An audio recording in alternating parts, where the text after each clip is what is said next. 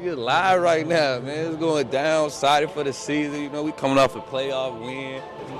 I mean, you know, we had a couple wins. At least pride-wise, made me feel good because you don't ever want to get swept. And I've never done this. I wouldn't wish this on anyone. If you ask me, can the Bucks win Game 5? I put it at 100% confidence. Yes. I wouldn't wish this on anyone. At this point, you don't know what's going to happen. You can get Game 6. You can steal it. I wouldn't wish this on anyone. Winning Game 6 and 7? I wouldn't wish this on anyone. I don't think they're going to win the whole series, but I wouldn't wish this on anyone.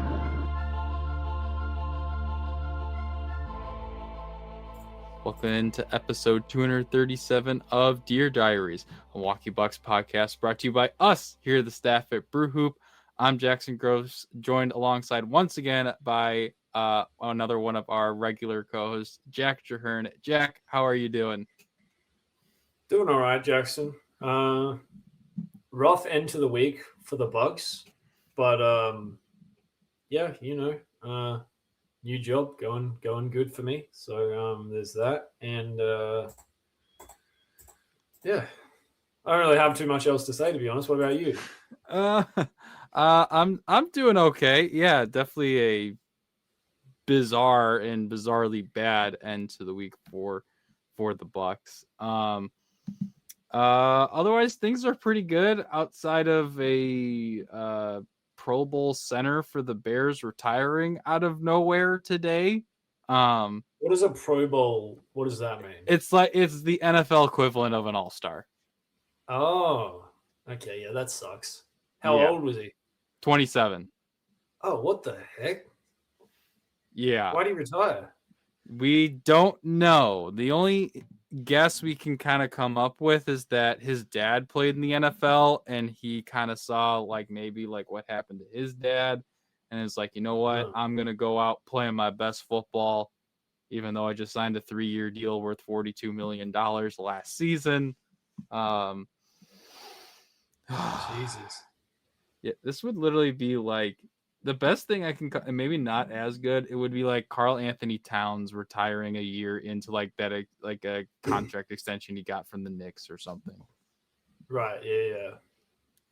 Yeah. That sucks. In the NFL, what are the contracts like? Are they limited by years the way the NBA is? You can only sign a 5-year deal, or can you just sign a 15-year deal? There are limits, and it is a rarity for contracts to be fully guaranteed.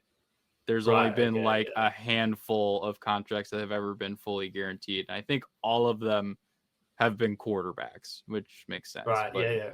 But none those of them guys have been are the good, ones that so. They're not bumping. They're kind of protected, right? Yeah. So.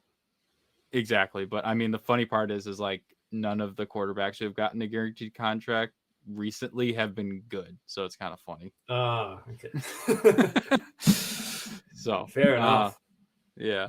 But football tangent aside, let's get into what taking a big picture look back at it was a very weird week for the Milwaukee Bucks. First of all, since we're recording this on Tuesday night, from our last podcast, they had 5 games in that span. So lots of Bucks action to get into. It started on Tuesday against the Miami Heat. The Bucks were coming off a dreadful loss to the Toronto Raptors that Sunday. They come back with a 128-117 win. Kevin Porter Jr. scores 13 points in the fourth quarter, including a 4-point play, which was and a fading 3 in the left corner, which was crazy. So Bucks are still feeling pretty good. They get their second win of the week against the Cleveland Cavaliers, albeit they had no Donovan Mitchell, no James Harden, and no Evan Mobley, and they are able to scrape by the skin of their teeth as Jarrett Allen's last second shot was waved off because it was a little hook shot and it was still in his hand by the time the buzzer went off. So, and KPJ once again played hero, hitting a mid-range jumper 20 seconds left to give the Bucks the lead. So at that point, the Bucks had won 8 of their last 10, feeling pretty good. big game against the New York Knicks on Friday. Lots, even without Giannis, some people feeling decently confident the Bucks could take it to the Knicks and get their third 3-game winning streak of February. But they end the shortest month of the year with a dud, a New York style beatdown. They lose 127-98. Jalen Brunson scored 20 points in the first quarter of that game. The Knicks ran away with it, I believe, somewhere midway through the second quarter, and the Bucks just never got close once again. So not feeling great, but start March against a team in the Chicago Bulls that had lost every single game in February, 0-11.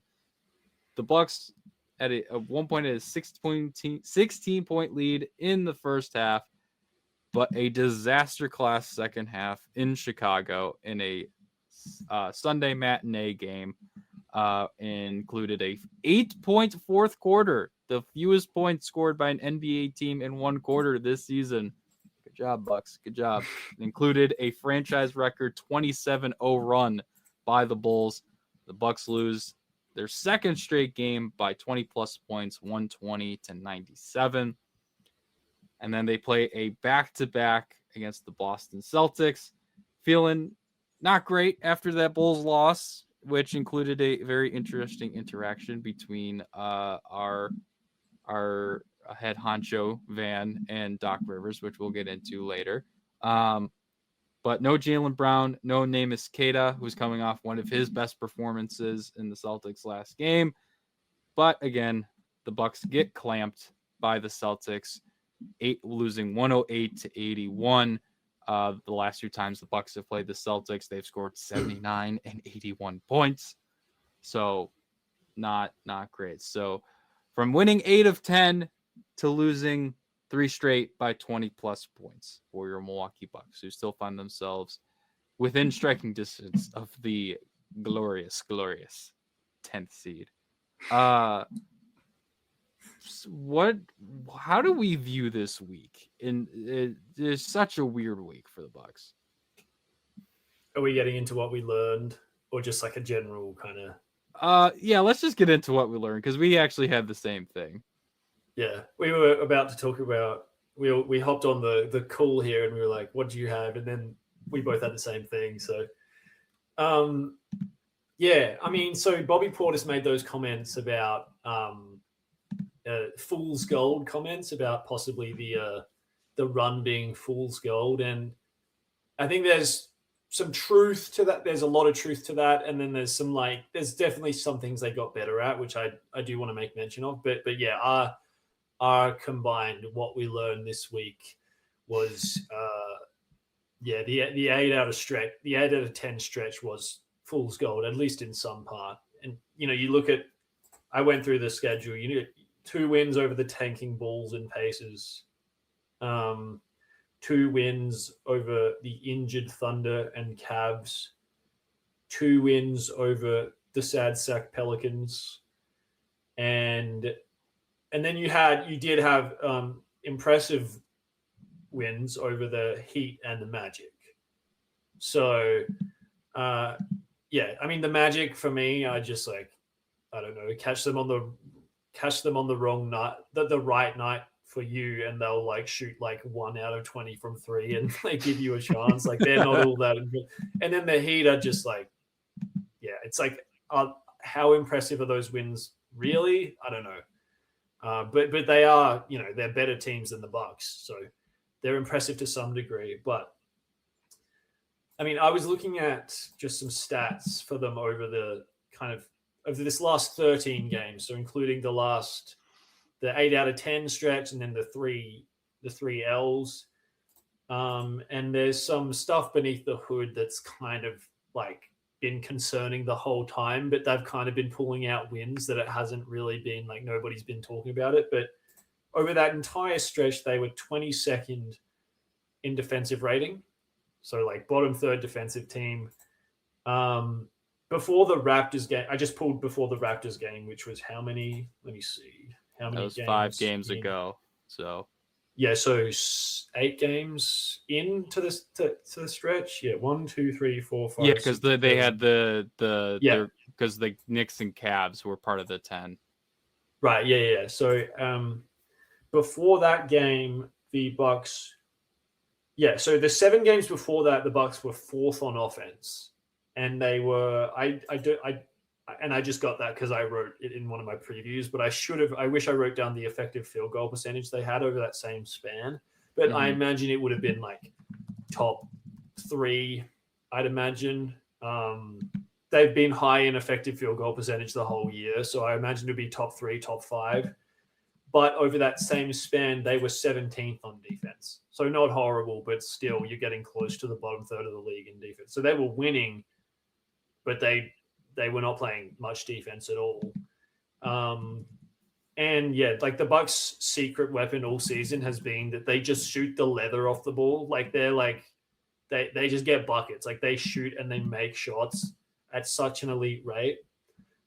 But what's happened over the last 3 games in particular with these blowouts is they have completely stopped hitting shots, which obviously means their offense has gone down the drain, and they've never had any defensive like cushion to fall back on. So over the last 3 games, 30th on offense, 30th in dead last on offense, dead last in effective field goal percentage, and 24th on defense. So in short, they have no ability to win ugly anymore the way they used to under the Bud Bucks.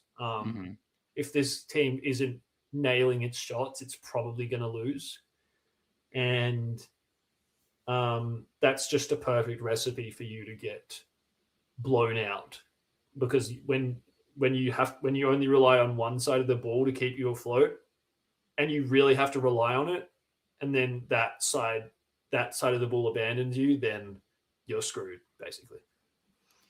Yeah, and I went ahead and looked this up just so I don't have the ranking for it across league-wide, but during that 7 games before the Toronto game, they had an effective field goal percentage of 60.7%, and we're shooting 41.8 from 3.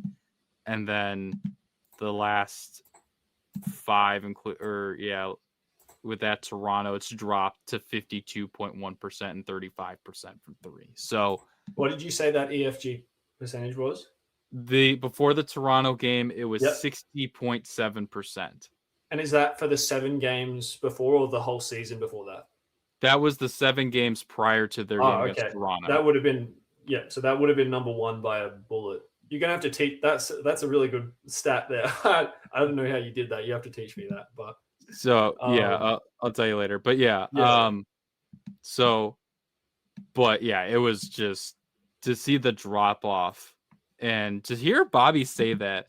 If nothing else, then he may be some truth to it. The fact that he admitted that, and he kind of talks about how weird it is for them, or maybe at least for him, that this team is just kind of gunning to get into the play-in and scrape into the playoffs at this point. It was kind of weird for him because he's so used to this team being championship or bust at this stage of the game. That was, if nothing else, then him that potentially being right. The fact that he felt comfortable saying it is kind of not necessarily a surprise, because Bobby's a very open guy overall. Just that was a thought that crossed his mind is kind of concerning for how at least the vets view this team. And I just have to say as well, we didn't talk about it. I didn't say it initially when we talked about the Boston game, because obviously Giannis came back. This buried underneath all of this losing in the last 3. Giannis came back against Boston, looked pretty rusty. I said in the player grades that he needs to get rid of the mid-range shot out of the shot diet for a while until he gets back in rhythm. But some of the rotation changes were very surprising. The biggest one, obviously, Kyle Kuzma was not in the rotation at all. First DNP CD of his career, per Keith Smith, which is just crazy. And then playing Gary Harris 8 minutes in the first half, and he was a minus 18. Yeah, it's just a very weird. That was the biggest thing I took, especially from that Boston game. The rotation changes were very interesting, and then the crazy part is the one that probably shocked people most was seeing Ousmane Dieng in the starting lineup over Ryan Rollins. That actually kind of worked out overall, at least in that game. So I don't know what Doc's trying to do, but I am not getting benching one of your productive big wings in this game. Yeah, it's really interesting. I can see the logic of what he was trying to do in the fact that, like, how many guys can you like? I don't agree with it, but I see the logic of it. Like, you might as well just give Kuz Gary Harris's minutes, like you said. But it was interesting. Like, we were talking about it in the chat. Like, I'm like, okay, like theoretically starting a shooter in Kuz's spot makes sense if Giannis is on the court, because Kuz and Giannis do a lot of the same things. I mean, we've had this conversation. We had this conversation last year. Like, Kuz he might be one of the worst fits next to Giannis in like the entire league. Like, it's kind of just about how do you utilize his minutes. But yeah, to DNP CD him entirely after he's been one of the like bright spots in this run was really weird. I totally agree. Yeah, what else did you mention anything else about the lineup? Well, I'm just trying to think. Yeah, I'm just saying benching Rollins for Jang. And right, yeah, sorry.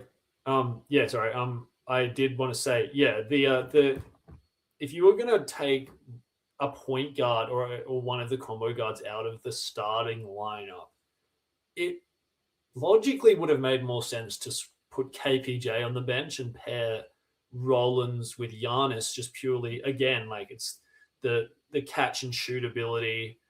I think Frank Madden posted something about like he's completely like KPJ's just refusing to take catch and shoot threes over the last stretch of games. I can't remember what exactly the exact like stretch he was talking about, but I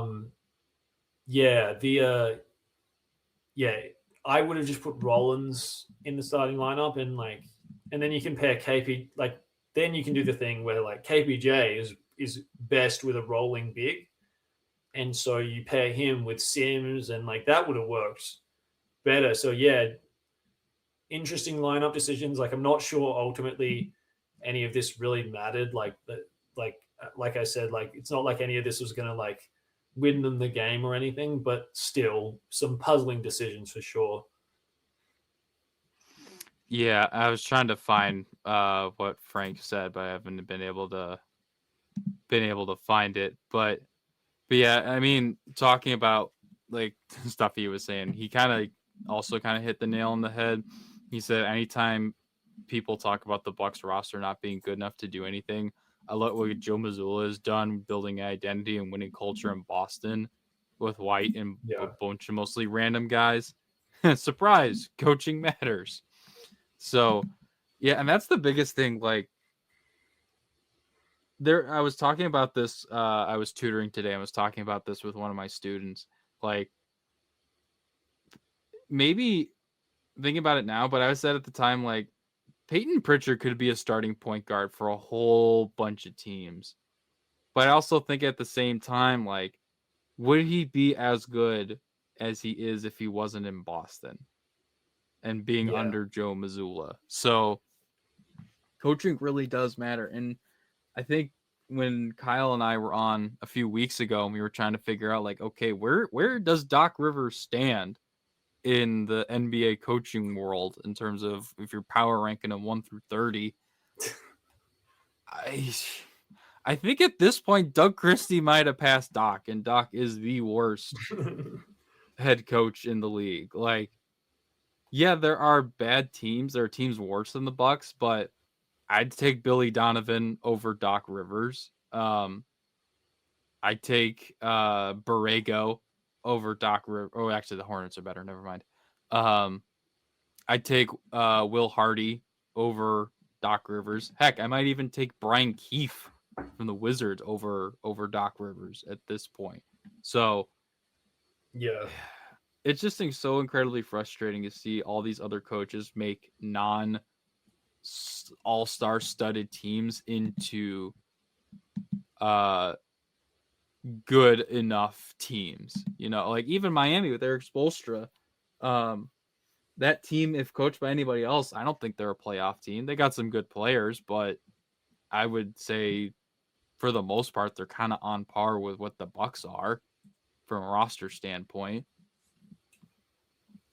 So, yeah, it's incredibly frustrating, and it stinks that, at least in this case, that Bobby Portis might be right.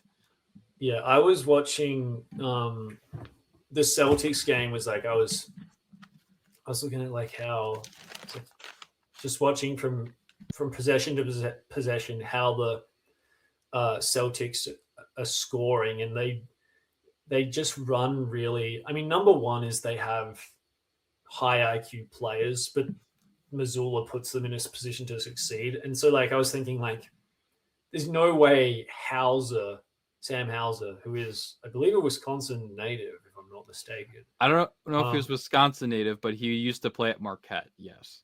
Oh, right. Yeah. Makes sense. So yeah, like if he was on the Bucks, Doc would not utilize him anywhere He'd be Ajax. as well as, he'd be, yeah, exactly. As well as Missoula does. And like they basically just run,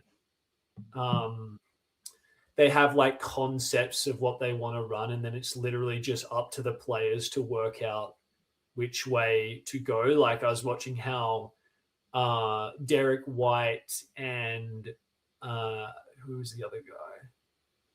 It's one of their shooters. It might have been Hauser, but basically like there's not one guy, like they pass it to the elbow, and then basically those two just interact, and there's not one read where it's like I'm screening for you to come here. It's like based on where because both of their defenders are hugged up on them, so it's basically just about who's kind of like top locking who, and like they set a screen and then one of them goes to the bucket and then someone has to help and then the other guy goes to the ball. And it's just really just like intuitive, interesting action that like the Bucks just don't really have the personnel to do. Like they could do it with like Rollins and like Cam Thomas, for example, but like there's number one is they have shooters that can do this stuff, but also I don't think the Bucks have the personnel to make those same reads. And so what you get is a team that's like way more than the sum of its parts, which is something that like we've complained about for years under Doc, is like they've got all these talented players that can do things in different spots, but the team is always less than the sum of its parts. And I actually did want to say during a lot of this run, it felt like Doc was making a lot of strides in those areas with like the way he's empowered Jericho Sims and like who else have I got? I wrote some Jericho Sims. KPJ had a really good stretch. He felt like he was really empowering KPJ to kind of play his game but not turn it over as much as he's been doing. And he had some really good, like in that back-to-back with the Heat and the Cavs, he played really well. AJ Green had a terrific game against the Cavs, 5 threes. And so like I really did feel like there was a stretch of like where it was like kind of where it was kind of like they were winning because of like individual brilliance, like Cam Thomas in that Orlando game kind of won them that game. And like but towards the end of the stretch, it really felt like Doc, I was thinking this as the game going, like Doc's playing a really good coaching game, like this last week or so. But yeah, on the whole, like you just look at a team like the Celtics and, they've got a mishmash of guys like Luka Garza was cast aside by the Timberwolves. He's been like a great backup center for them all year. I mean, he's the reason that Chris Boucher like never played.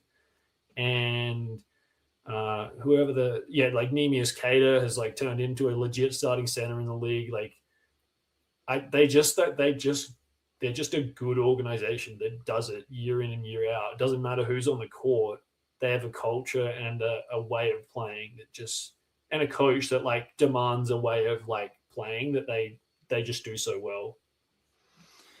Yeah, and I can't exactly diagram it or like put it into the words you necessarily can, but watching how the Celtics operate offense versus how the Bucks do, it is just so glaringly obvious like that the Celtics run a much better scheme offensively. And it part of it is the Bucks overall are an easier team to take advantage of defensively because for all the credit we give some of their perimeter guys, the Bucks don't really have a perimeter stopper necessarily.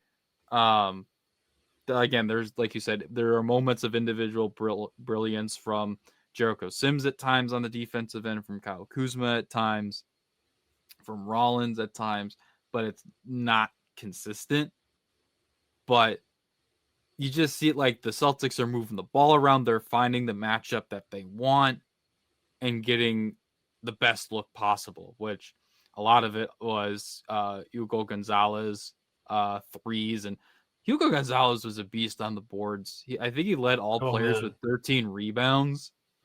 Like, the fact that Celtics were able to get such a highly productive role player who could develop into maybe something more at the end of the first round is just some like it's just some Celtics stuff, isn't it? I was gonna say some typical Celtics like BS wizardry to pull something like that off. But getting back to the larger point that I was trying to make, and just seeing how like the Bucks offense is so goddamn predictable to defend. There's no creativity to it. It's basically all the defense has to do is guard pick and rolls and handoffs. There's not a lot of like secondary actions. Like there was one play, I forgot who they were playing, but it was a rare time where like two guys ran a pick and roll and then AJ Green like flared to the corner and like Bobby Portis caught the ball on the roll and then found AJ Green in the corner for a three. I think maybe that was against the Cavs. It was that a Sims made that pass? It was like a tic-tac-toe. Or it was Bobby or Sims. Yes, yeah. I remember a play where it was Cam Thomas. Surprisingly, Cam Thomas got it. It was pick and roll, Sims Thomas. They kind of like half blitzed Cam. He made a nice pass into Sims, who frankly could have dunked it, but he never really like has the wherewithal to like put it in the hoop. That's like one thing he has to improve on. But anyway, he located the open man. It was like, yeah, it was an awesome play, and Bobby nailed it in the corner. Yeah, so it's just like immediately finding like the shooter in a different action. And it's like, yes, you're not going to always be able to run that exact play, but plays like that where you are hunting a particular, like it even talked about, they want to hunt particular matchups when at least it came to Rollins and KPJ. But like hunting other matchups and finding creative ways to get guys open. Like I was thinking it watching that Celtics game, like if the Bucks had decided to trade Bobby, like I bet there are some teams that are like, damn, I wish we would have traded for Bobby because he's shooting the peel off of the ball right now amidst He's like been all shooting the crap out of it all year. I can't believe they didn't like I can't believe they didn't cash in. I really can't. Yeah, like if that was like the way they wanted to go and decide to tank fully rather than just trying to win and being bad. But yeah, it's just like the way he's just got a amazing confidence about him this year. But yeah, it's frustrating because you're not taking advantage of you're not taking advantage of two of the best 3-point shooters in the league. Like teams have now made it a mission to like stop AJ Green from shooting the ball. I think it was against Miami. He had one shot attempt or no shot attempts at halftime. And like Doc Rivers like got after him like in the locker room. He said it after the game. It's like, I shouldn't have to tell you that you have to like shoot the ball. And like he ended up taking like the first shot out of halftime against Miami. But like the Celtics, AJ Green shot it 3 times and Sam Hauser blocked one of them from behind. Like, yeah, that was the first play out of the. I Yeah. remember that because that was the first play out of the half, and they usually run that when AJ's had like no shots. They run a handoff between him and Giannis, and yeah, he blocked it. Yeah. So again, predictable offense because they've done it so many times before. Yeah. So like, yeah, it wasn't some elaborate play, literally just a handoff. yeah, even if it's like, oh, we're getting this handoff to get AJ a shot, it's like, okay, maybe like do have it as AJ as a decoy and like run some other action off of it. Like maybe how you're going to set it up, maybe set a down screen for someone to get to the wing because that was at the top of the key. Like set a down screen for someone to, or have someone cut or something, or like AJ shot fake, drive and find someone. Like, it's very robotic to be like, oh, I'm getting the handoff, I'm gonna shoot this, basically regardless if I'm open or not. It's like I saw, like, yes, it's different because I'm high up and I can see what's going on behind. But it's like I saw Hauser the entire way, like he's gonna block this shot. And what do you know? The shots where like he was told to shoot it, so he shot it, but he probably knew he wasn't open. Yeah. I mean, again, the shot block came from behind, but like I just had a feeling watching the play develop. Like, yeah, Hauser's gonna block this. Yeah, he saw it the entire way. They are. I felt like, again, like this was during it might have been. I think it was over that double header where they won both games, and I was thinking like Doc was shouting "run, run, run!" Like he was doing that all game. I remember I could hear it through the broadcast, and I didn't look it up at the time, but I would have been interested to look up like what their pace was just over a small span of time. But I've got the season stats up here. They're 24th in pace, and they've been a slow team all year. Try last 10 games or whatever. I was actually just gonna look up the last 5 just to see like. Yeah, so they're 15th over the last 10, so they have upped their pace. See what was their pace when they lost over the last 3? They are. So yeah, they're 25th. Okay, they're tied for 25th with 5 other teams in pace over the last 3. Yeah, and then over the last 5, including those 2 games against Miami and Cleveland, they're 20th at 98.7. So, what do you know? They slowed down again. Who could have seen that coming? Yeah. So they, I mean, once again, you go back to like coaching and system, like Missoula. What are the Celtics in pace? This is great podcasting. Oh yeah, absolutely.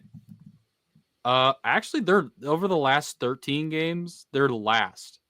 Okay, and on the season, I'm trying to look. Celtics, they're 4th.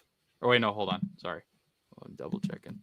Oh yeah, they're last. They're the slowest team in basketball. Yeah, because I thought that I haven't watched much of the Celtics, but I thought their game plan has been to play fast and shoot threes, but it may be just to shoot a shit ton of threes and not necessarily play fast doing it. But yeah. I was going to say, watching them, they play fast in the half court. It is not about running up and down the court. They play fast in the half court. Because like Miami is the antithesis of that. Like, I remember watching, and they were talking about this on the broadcast. They're the fastest team in the league.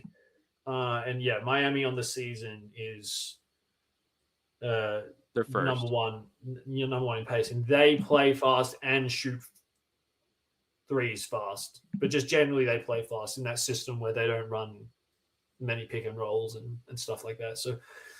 So yeah, I mean, the Bucks play slow. It can be a bit methodical and sluggish, and yeah, it's probably a massive reason for their kind of downfall over the whole season, really. Yeah, that's a big part of it. Like they have like outside of Bobby, really, they have a lot of athletic guys on this team. Like let's say sending Gary Harris back to the Shadow Realm. Like removing that, like you have Giannis, Rollins, KPJ, Kuzma, Jericho, Usman Jang now, Cam Thomas. Like these are all pretty good athletes that can run out. Heck, even for his size, Miles Turner is a pretty light on his feet for a center. So it's like, again, we're not saying you need to be Miami and have the fastest pace in the league, but imagine if, like, I don't know how it could translate to success, but like, imagine if they were like league average or just a little below or a little above league average in terms of pace and like getting a lot of easy buckets in transition. Yeah, I'm just looking. What were the Bucks in pace back in like 2021? Because they would have been a dominant defense. Yeah, okay. Yeah, I've got it. So they were third in pace in 2021. Like that's in the prime Giannis. The year they won the title, they were second. Yeah. So during that span, they're a high-paced team, and one of the reasons they'd have been a high-paced team is because they had an elite defense. Let me check their defense during this. Okay, where is Milwaukee? Okay, so this season they were 14th. The year they won, they were. Was Brook out in that? There was one year, but was it? You're thinking 21-22, right? I was on 20.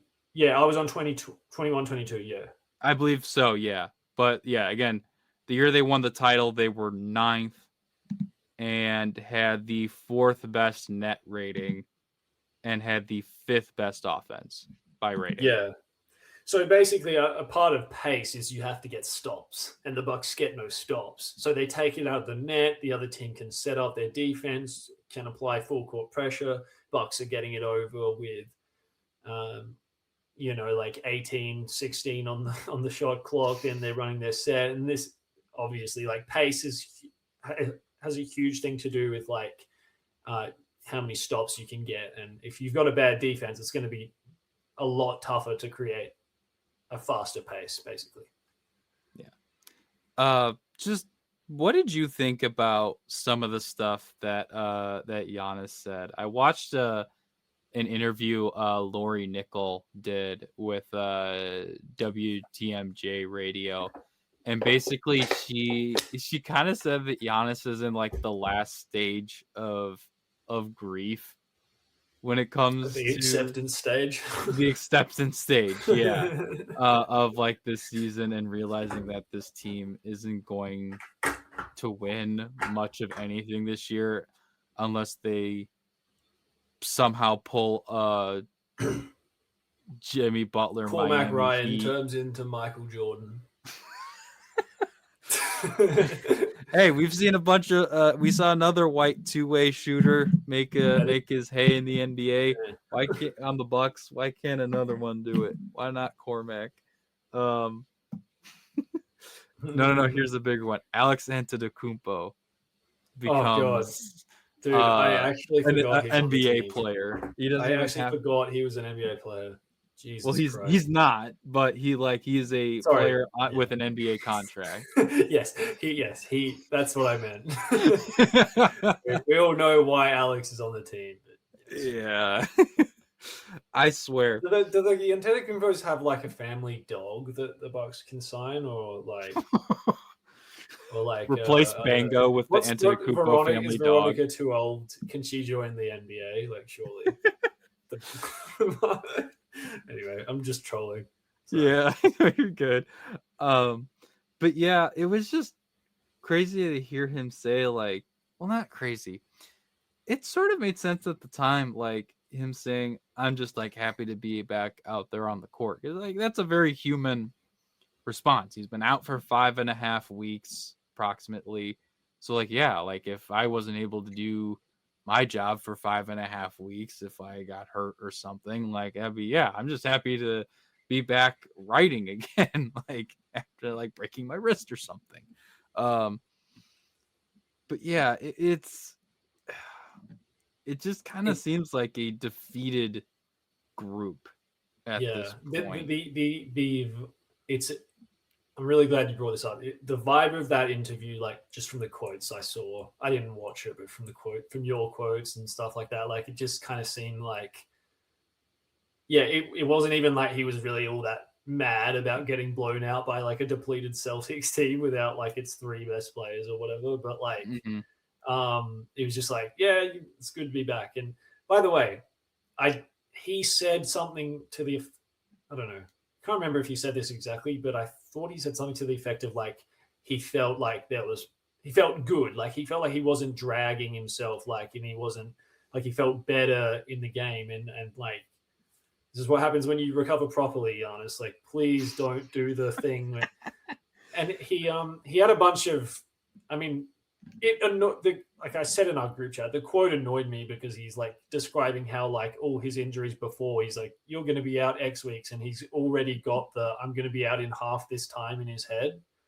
And he's, it sounds like he's like learned his lesson, like just do the full recovery and let's not risk it, because it's exactly what you said last week. If you don't do the full recovery, you're just going to get injured again, and then you're out again for even more time in total than you would have been if you just did the recovery properly the first time. Now, the fact that so much of it seems to be about his judgment continues to concern me, but like I sound like a broken record, so like I don't need to keep talking about that, but like the fact that it's like he seems to be like, oh yeah, I'm feeling good, and then they just like let him play. I don't really understand why Giannis's input is like any more than like 20% of like how they come to the decision to let him play. Like it should be up to the, like at least like 70% up to the medical staff, I would have thought. But anyway, Yeah. And like some things, I don't know if these are like accurate examples, but like he said, like there are times where like, oh, the training staff tells me I'm going to be out like 2 weeks and I come back in like 3 days. Yeah. Yeah. He probably was exaggerating a bit, but still. Yeah. So, but yeah, and that was the quote I put in the player grades, was that he was saying like he finally feels like he's not playing at a deficit this year. And I think he looked like good. He looked good. I thought he looked spry, and he wasn't wearing like not that we can glean much from this, but he wasn't wearing like calf sleeves or anything like that. Like he looked good. Yeah, there was definitely still a bit of rust, but again, that's just not playing in 5.5. So as far as athletically though, his first bucket was like, and it's weird putting it this way, was like vintage Giannis, where he drives down on Nikola Vucevic on an Eastern Conference team. How many times have we said that Giannis drives down on Nikola Vucevic and gets a bucket?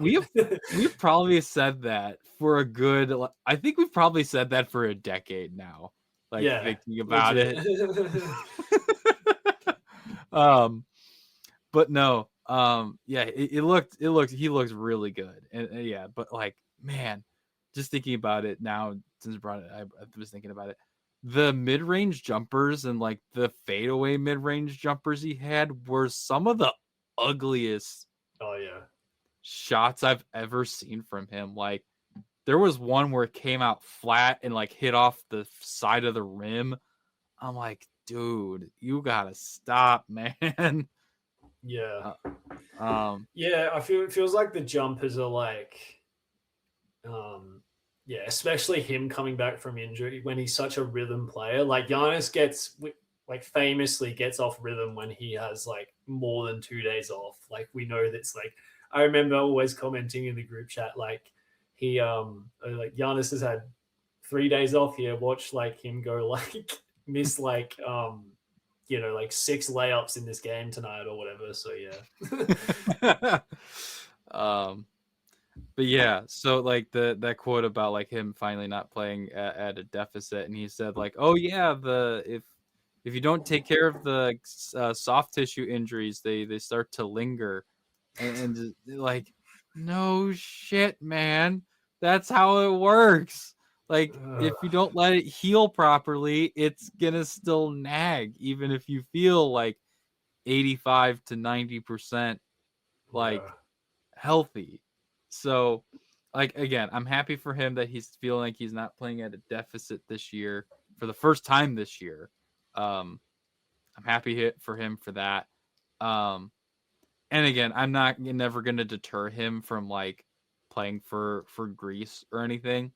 But I wonder, like, if just like the amount of basketball he played in 2025 has kind of led to all these like soft tissue injuries in his leg. And I mean, obviously there was the initial soleus injury that knocked him out of his first playoff run with Dame.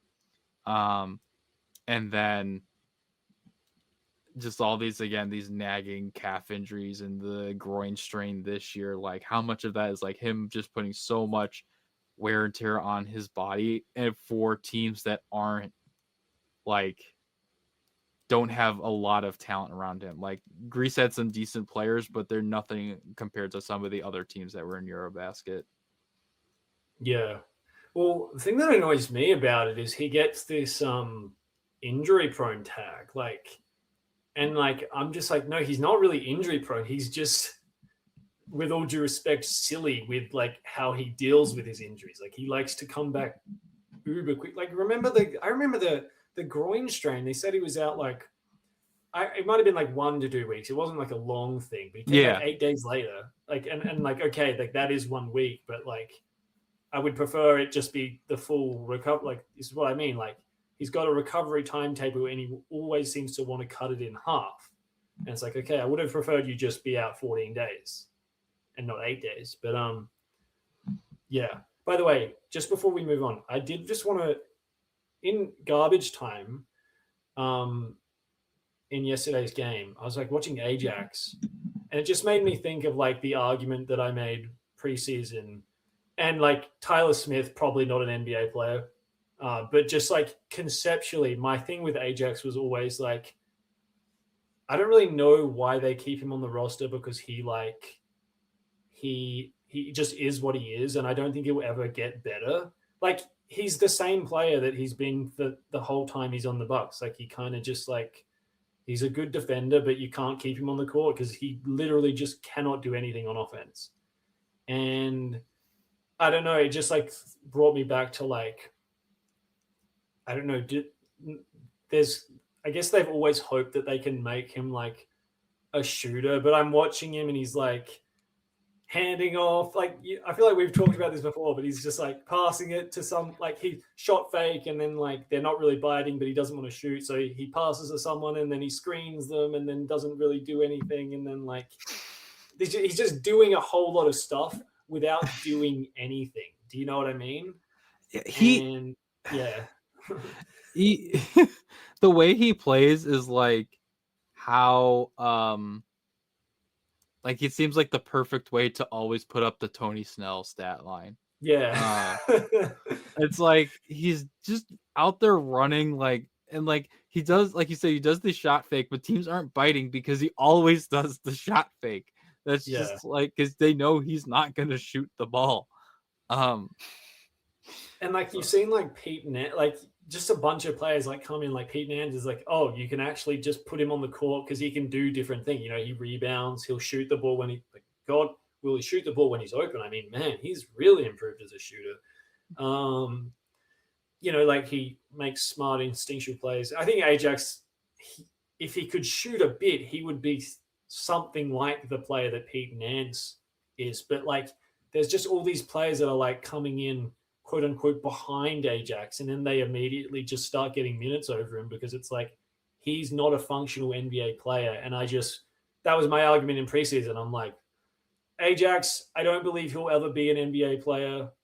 Tyler Smith, 99% not an NBA player, but he might be at some point. So you might as well just give him the spot, because I know that every time I put Ajax on the court, it's like you have to change your whole entire game plan to like make him like a 6'7" center or something out there. Like it's just a funny.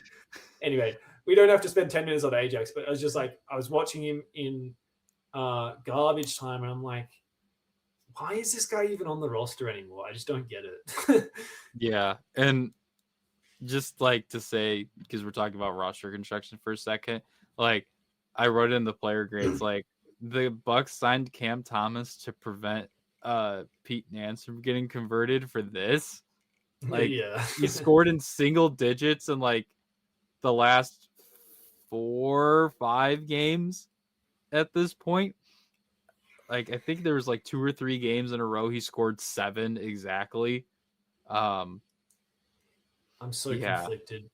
I'm so conflicted about Cam Thomas because, like, at the end of the day, like in the NBA, you need guys who can put the ball in the hoop, and he's shown he can do that at like against like maybe 2/3 of the NBA or whatever it is. Like I don't know, like half of the NBA, he'll get you 20 points like that. But against like it seems like against good defenses, even against like not good defenses sometimes, like he just has these nights where it's like he gives you nothing defensively. You know you're getting nothing defensively, even though like I don't know, it looks like he's trying, but like obviously his measurements and like his, you know, he's a small guard. You're just going to get nothing. And so if he's not scoring, it's exactly what Doc said. Like if he's not scoring, what is the point of having him out there? Yeah.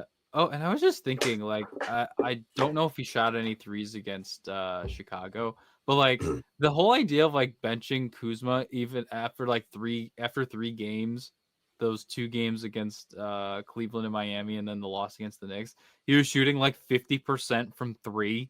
Yeah. And then you just don't play him. Like, yeah, well, it's not sustainable, but it's like he's found a rhythm from 3, and you're not gonna play him in a game. Yeah, like if you bench someone, it made logical sense for that guy to be Cam Thomas, probably, you know. Yeah, like I don't know. But yeah, it's just a whole lot of frustrating things to talk about, and then top on the fact of like Doc kind of getting really was really upset after the Bulls game, and you can read Van's article to kind of break down exactly what happened with all of that. That was a interesting exchange to hear and hear about later on. Yeah, the Bucks got to do something, and I'm even seeing like just people on Twitter, like bigger accounts, like everyone knows that the Bucks should like fire Doc Rivers except the Bucks. Like we have been beating the drum since December 1st that Doc Rivers should not be the coach after they lost that game to the Wizards in Washington. Like, he should just not be the coach anymore. There's no reason for him to be the coach anymore. Like, let Darvin Ham cook these last 22 games and just be done with it. Yeah. It's so funny. Like I said this in our chat yesterday, is like if there was like a lot, like it felt like there was like a visceral reaction after yesterday's game that like was different than the other games. And like, I don't know, for me, I'm like almost a bit numb to it all. Like I'm like, whatever, Doc. Like I just don't really care at this point. Like, no, Doc is not a good coach, but also like, I don't know, is he like, number one is like, he is helping them lose games, which I'm interested in, but also I'm wary of like what the Pelicans are doing. But to a degree, I don't want to win too many games, and that's still my opinion. I want to get something tangible out of this season. So like, they win games, I enjoy it, but also I'm definitely not mad if they lose games. So like for me, as far as like Doc goes, like I just don't. They could fire him, they could not fire him. But yeah, I almost just don't care. But that's just my personal kind of like opinion. Yeah, like, and even like I've been going like the amount of times we've said like, oh yeah, they could fire Doc Rivers at this time. They could fire Doc Rivers at that time. It's There's been like so many games where it's like, yeah, it's not happening. yeah, and it's like if me saying it is not because I want what's best for the team, just because it's so clear that that's the case these days, and it's just like I'm saying it just to say it at this point because I know it's not going to happen. But yeah. So anyway, let's take a look at the next few games that Doc Rivers will be coaching for the Bucks. As we get into our game predictions, a much lighter slate of games, although much lighter slate of games. They have the Hawks today, as you're listening to this, because once again, recording this on Tuesday. A 8:30 tip from Pfizer Forum because it is a ESPN game. So there's some stupid ESPN game earlier that will probably make no sense to why it's earlier than the Bucks game. It'd be one of the ones where it's like they have two. I haven't checked this, but I bet it'd be one of the ones where they have two Eastern games instead of an East and a West game. It's Knicks Thunder in New York. Yeah. So yeah, that's the other ESPN game tomorrow. So anyway. So they have the Hawks tomorrow on ESPN at 8:30. Then they get the most unethical tank in NBA history for the first time this season, I in the Utah Jazz. It's crazy because I remember they played the Jazz so early on in the season last year. Yeah, they did. Yeah. Back in the Ajax is a NBA player era. Did they actually? I remember that was the game where they first started Ajax. And he got tossed. He either got a flagrant or he got ejected from that game for like something he did on a screen. I somehow remember that day I had a dentist appointment. For some reason. It's just coming to my mind. I remember I had a dentist appointment. They played the Jazz at home, and this was when they were under a lot of. I don't remember what their record would have been at this point, but I was really nervous to check the scores after I got out of my appointment, and I realized they won by a good amount. But yeah, that game was pretty touch and go from what I remember, because either I was either on the playback or I was doing. Yeah, I was on the playback because it was a home game. That was the Bucks' second win of the season. Oh my god. Okay, yeah, they were really under the pump then.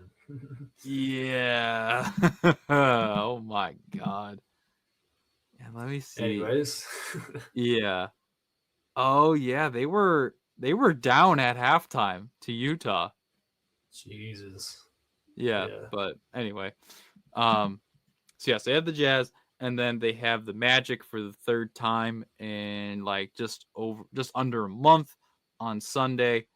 So, what are your predictions for if the play-in is the goal, 3 games that are going to be very vital to them making a run at the 10 seed? Oh, man. I feel like they lose to the Hawks today. I feel like, I don't know, the Hawks seem to be like in a lot better. I feel like the first time the Bucks played the Hawks in Atlanta, it felt like they were in flux, that like CJ McCollum could not hit a shot. Fans were calling him a terrorist. I remember that.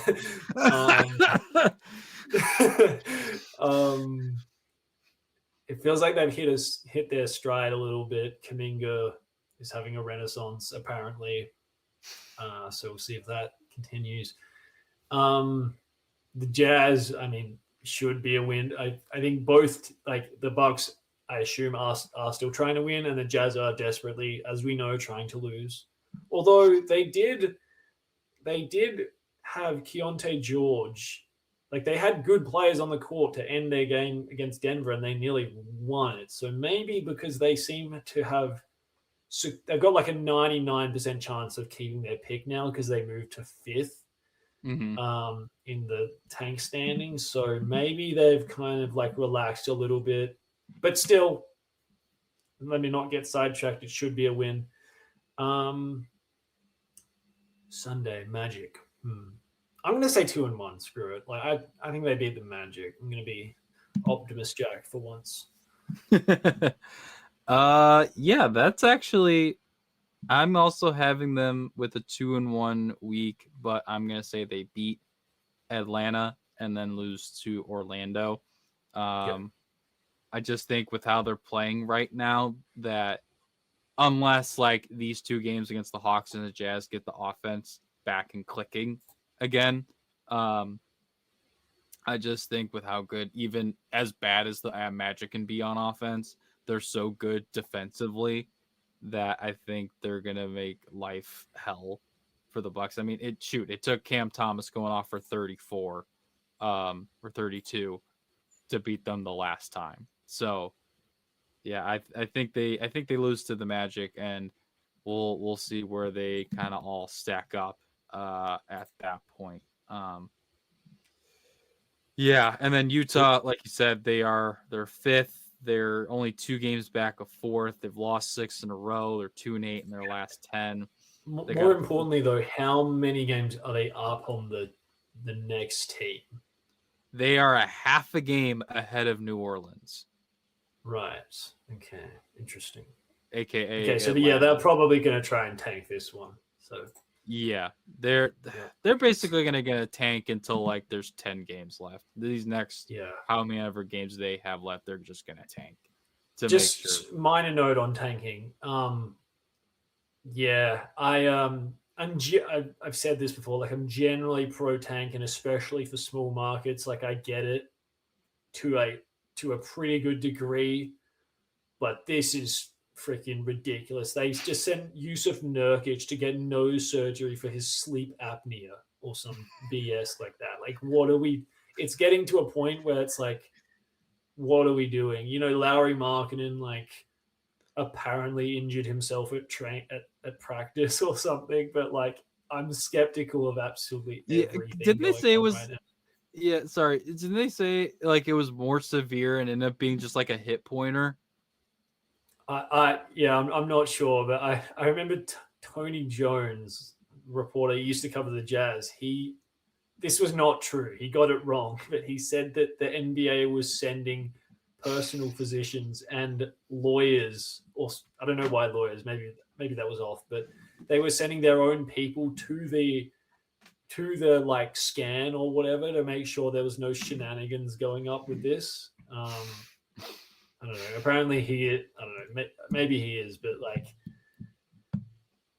I don't know. Something tells me if they were in the playoff hunt, like this time next year, he gets that same injury, I think he's playing. I'm gonna go out on a limb and say Lauri Markkanen's in a Jazz uniform. So yeah.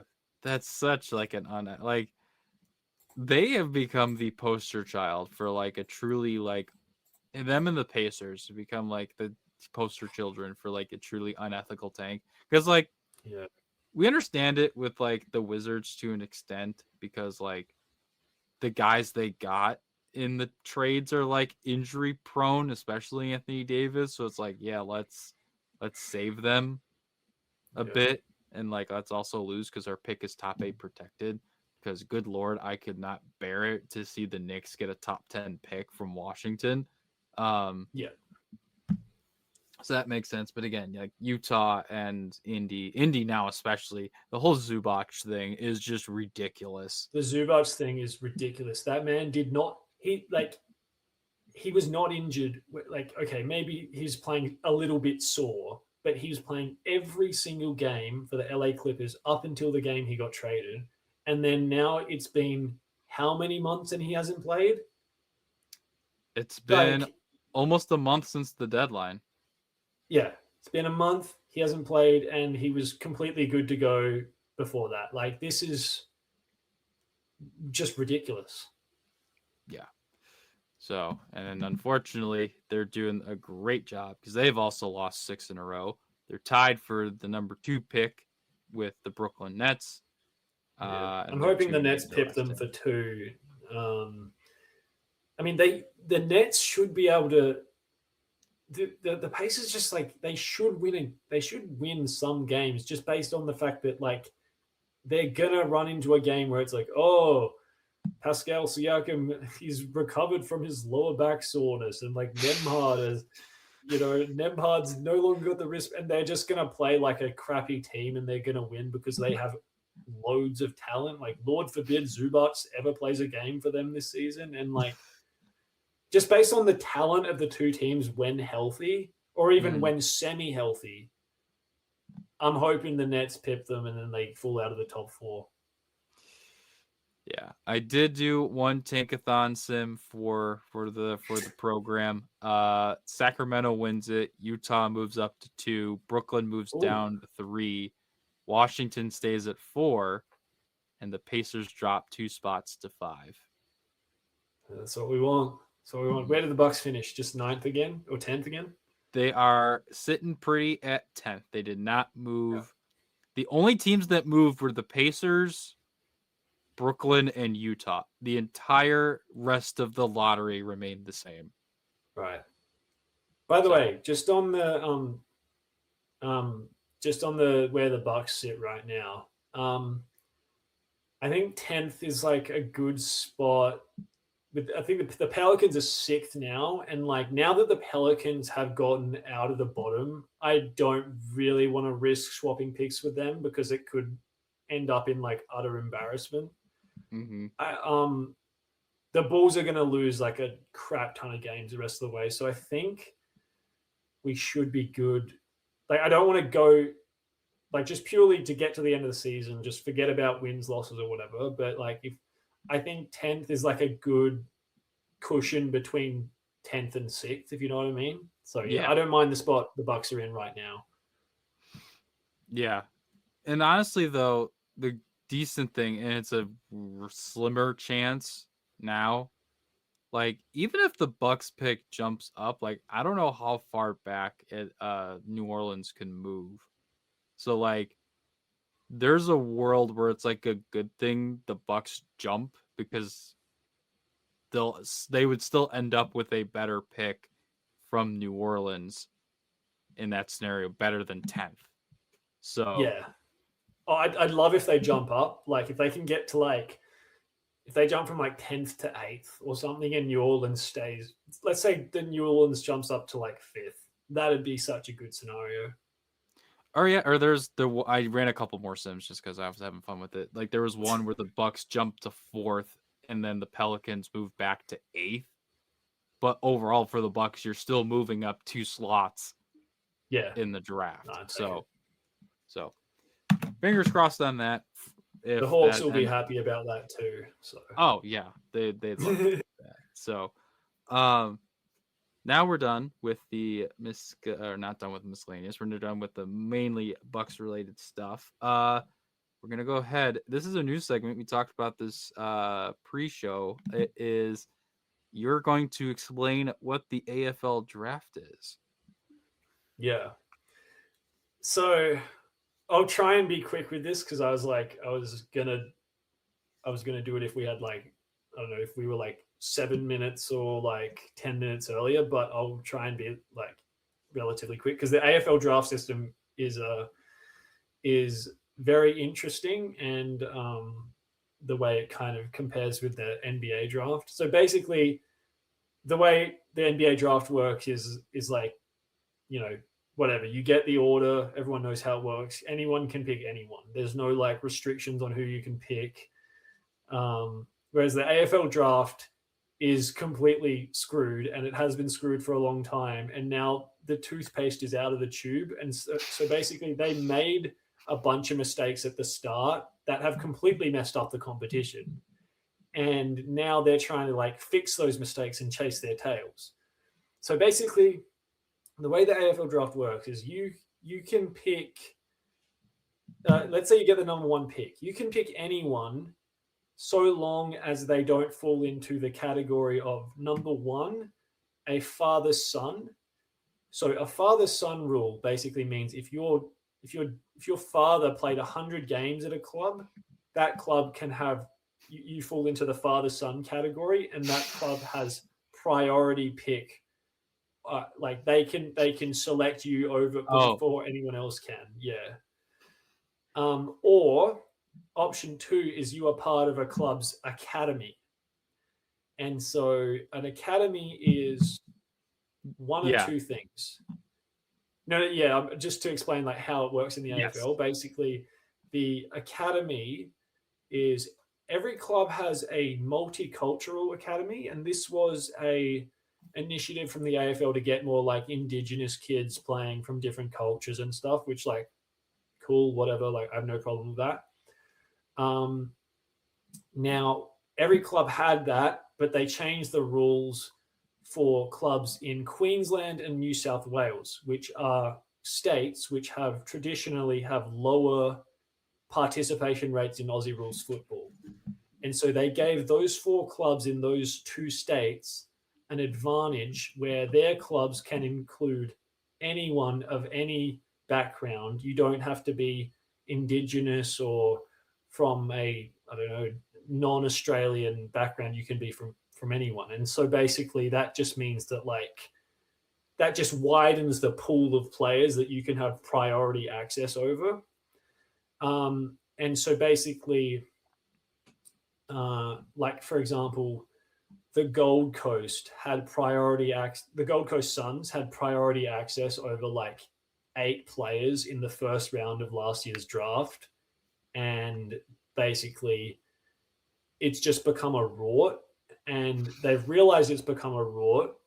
And like the Brisbane Lions, for example, they finished top of the ladder in 2 consecutive years and then drafted like the number 1 draft pick the next season through their academy. That's like the OKC Thunder getting the number 1 pick, right? and so anyway, basically what happened, because you'd be thinking like, how do they select these players without having to like pay up for them? Like, do they just get them but just because they're part of their academy? And so basically the system that AFL instituted was every like number 1, number 2, number 3, every pick has a number of points associated with it. And so before the rule change, you needed to basically amass that amount of points through draft picks and then trade them all in for like that 1 pick, if you get what I'm saying. Yeah. And so what teams used to be able to do is you would just get a bunch of like shitty picks in the 30s. Like you get pick 32, 34, 36, 38, and 39, bundle them all together, have enough points to pick 1. And so basically you're getting a star player for scraps, basically, because like the pick 30 is of like you're giving up stuff of no value to get something of like incredible value. I hope I'm making sense so far. So yeah, that's how they used to do it. And now what they've done is they've changed the rules. So number 1, that point total that you have to get up to is like doubled now. Like it's hiked a whole lot. So you have to get more points. And also you can only do it with 2 picks, not like 6 picks. Okay. Yeah. So basically, and this is where I'm getting to how it applies to my club that I support. So I support the Port Adelaide Power Football Club, and as luck would have it, as soon as they change the rules, we have a club. The Power have a club-tied talent through the academy who is probably going to be the number 1 pick in next year's draft. And basically we are the club is going to have to get like, I think it's like pick 5 and pick 8 in the draft and trade with other clubs to get those 2 picks in order to have the amount of points to equal the number 1 pick. When in the past, it could have just been a bunch of picks in the 30s. And basically the club is, so you wonder like, how are they going to have to get those picks? And the club currently has a player called Zach Butters, and he's probably like the fourth best player in the league. Like he's an absolute gun. He's like he's just amazing. Like he's like 5'9", but he gets like 30 disposals every game. Like he's just this little pocket rocket, and he wants to.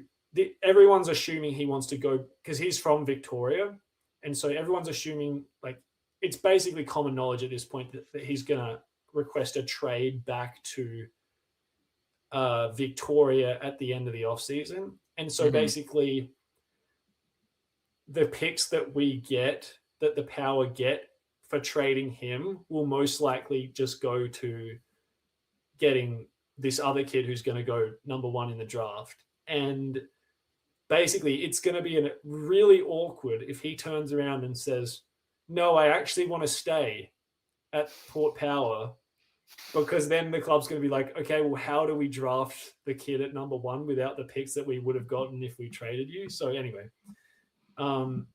that's how the completely munted AFL draft system works. And there's so many loopholes that just allow teams to like beef up on elite talent while other teams get shafted. And it's just completely messed up. I was going to ask, like, because I was trying to make this like an NBA comparison. Like, I thought when you said like the father-son thing, and I thought it was like, oh, like this team has priority, which means like I thought it meant like another team couldn't pick him or something. Yeah. Oh, that's right. Sorry. No, that isn't. No, that's wrong. Yeah, sorry. Oh, okay. So okay. So I was trying to think like of an NBA comparison. So I'm like, oh, so like if teams aren't allowed to like pick this guy, like the Jazz would just have priority to get like Cam Boozer, like, or like. So no, that's what it is basically. Oh, so like. Wait. So like if Carlos Boozer played 100 games for the Utah Jazz, which he did. He played almost 400 games with the Jazz. So basically it would be like, let's say Cam Boozer let's say he gets selected number 1. Mm-hmm. What would happen is, and let's say Brooklyn have the number 1, let's say the Kings have the number 1 pick. Mm-hmm. So the Kings would say, we're going to put in a bid on Cam Boozer at number 1, and the Jazz would have to then cobble together pick 5 and pick 8, and they would have to trade with the teams who have those picks, and they would have to trade extreme value because those teams know that the Jazz, they have them over a barrel, and so they would make the Jazz pay through the roof for picks 5 and pick 8. Which would then be combined to get Cam Boozer at pick 1. Yeah. Okay. So that part of it makes sense. So what does it mean, like, have priority on a player? That's what I think I'm. Yeah. So priority means like you can pick before you have the right to pick them before anyone else. Basically, if you can cobble together the assets to get that player, they're yours. Oh, now I get it. Okay. I thought it was like, oh, regardless of like what pick you have, you just have the priority on this guy. So, okay. So, and here's the other thing that's really confusing about it, right? So you look at the father-son rule. The Brisbane Lions have a club legend named Marcus Ashcroft. And his 2 kids, Levi Ashcroft and Will Ashcroft, this is what I was talking about. They were like the best players in consecutive drafts, and the Brisbane Lions, who are an incredibly successful club, finishing like they're winning premierships and they're finishing at the top of the ladder, were able to easily cobble together a bunch of shitty picks in the 30s to draft basically Cam Boozer twice in a row. Oh shit! You see what I'm saying? Yeah, I see. But what happens? Like the Gold Coast Suns were an expansion club. So there's the father-sons from that club, like it was just built like probably, I don't know, probably like maybe 10 years ago. Like it was founded 10 years. So there are no father sons until like you know what I mean? So it's like some clubs have competitive advantages literally just because the clubs that their fathers played for have existed for longer. And so there's all these different like competitive advantages that like teams have for no reason. And yeah, it's just completely the AFL has let the toothpaste out of the tube and they can't undo it now. Anyway. That's tremendous. It's a complete shit show. So no, that's awesome. I love that so much. All right. I think we're gonna go ahead and end it there. I don't really have anything much to say about any of the Golden Eagles in the NBA outside of like Omax had another couple really solid games for the Grizzlies over the last couple of weeks. I think he had a 18 or 16 point game with some decent boardage. But yeah, Kolek's kind of been out of the rotation for the Knicks. Didn't get minutes until garbage time against the Bucks. Jamal Cain hasn't played a whole ton.